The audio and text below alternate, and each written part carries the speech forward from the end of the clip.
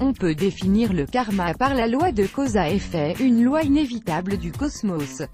Vos actions créent votre avenir. La raison pour laquelle votre destin n'est jamais scellé, c'est parce que vous décidez de votre libre arbitre. Par conséquent, votre avenir ne peut être déjà écrit car cela serait injuste. La vie vous offre des occasions de vous rattraper. En voici une.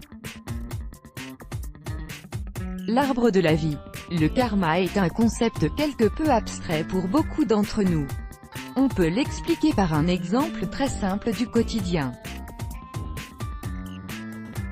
Supposons que vous voulez aider les autres par n'importe quel moyen, leur tenir la porte, donner quelques pièces à un mendiant, offrir un café ou un thé à quelqu'un, etc.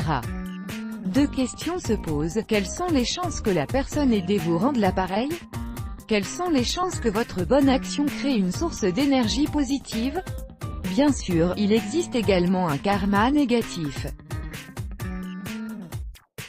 Gandhi explique ce courant philosophique par une phrase simple mais très sage: l'homme est le produit de ses pensées. Il devient ce qu'il pense. Voici maintenant les 12 lois du karma qui changeront votre vie. 1. La grande loi: nous récoltons ce que nous semons. Nos pensées et actions ont des répercussions, bonnes ou mauvaises. Si vous désirez la paix, l'amour, l'harmonie, la prospérité, etc., vous devez agir en conséquence. C'est la fameuse loi de cause à effet. L'énergie, positive ou négative, que vous investissez dans le monde a un impact. 2. La loi de la création. Nous participons à la réalisation de nos souhaits. Chaque chose qui nous entoure a été réalisée grâce aux intentions et efforts de quelqu'un. Nous ne formons qu'un avec l'univers, donc nous sommes maîtres de l'évolution de la création. Ce qui nous entoure fait partie de nous, il est donc de notre responsabilité de nous assurer que tout est propice à l'aboutissement de nos projets.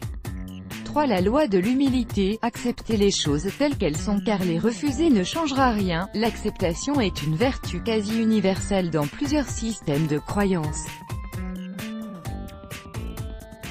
Il faut d'abord accepter le présent pour changer l'avenir. En restant focalisé sur le négatif au lieu d'essayer de changer les choses, vous n'arriverez à aucun résultat. 4. La loi du développement. Notre propre épanouissement est à placer avant toute chose. La seule chose que nous contrôlons entièrement est nous-mêmes. L'action ou manque d'action entraîne des circonstances soit positives soit négatives sur nos vies. De réelles modifications ont lieu lorsque nous décidons de changer ce que renferme notre cœur.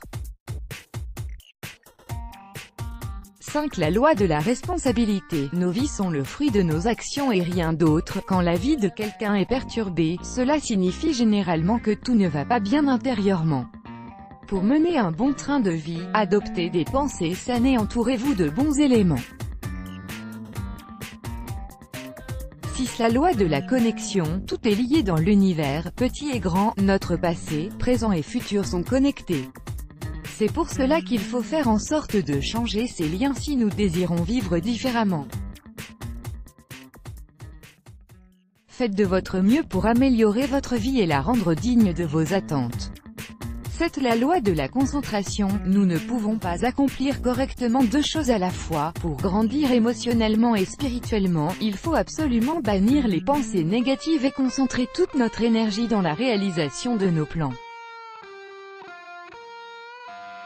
8. La loi de l'hospitalité et de la générosité. C'est en étant altruiste que nous dévoilons nos intentions réelles. Il faut simplement faire en sorte que nos actions reflètent nos croyances.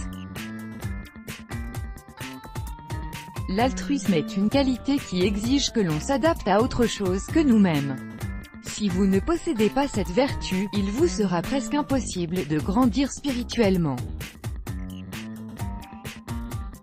9. La loi du changement. À moins d'être changé, l'histoire se répète. L'unique manière de sortir du passé est de s'engager consciemment à changer les choses. Tant que vous n'adopterez pas une attitude positive, rien ne changera et les mêmes problèmes se répéteront. 10. La loi du moment présent. L'instant présent est notre trésor le plus précieux. Il est inutile de regarder derrière vous, le cœur amer et plein de regrets. Profitez plutôt de ce que vous vivez actuellement car ressasser le passé empoisonne votre présent. 11. La loi de la patience et de la récompense. La patience nous offre les meilleures récompenses. Il est difficile d'échapper au travail, mais cette noble activité nous inculque résistance, patience et acharnement. La récompense n'est pas une finalité mais elle vous comble de bonheur et de fierté, car vous l'avez mérité. 12. La loi de l'importance et de l'inspiration. Le meilleur des cadeaux est celui qui a un impact sur nous. Profitez de chaque instant et tirez une leçon de chaque situation que vous vivez. Votre énergie et vos intentions déterminent la manière dont vous vivez. Entourez-vous d'amour, de pardon et de sentiments purs pour que votre karma soit toujours positif. Let's block ADS.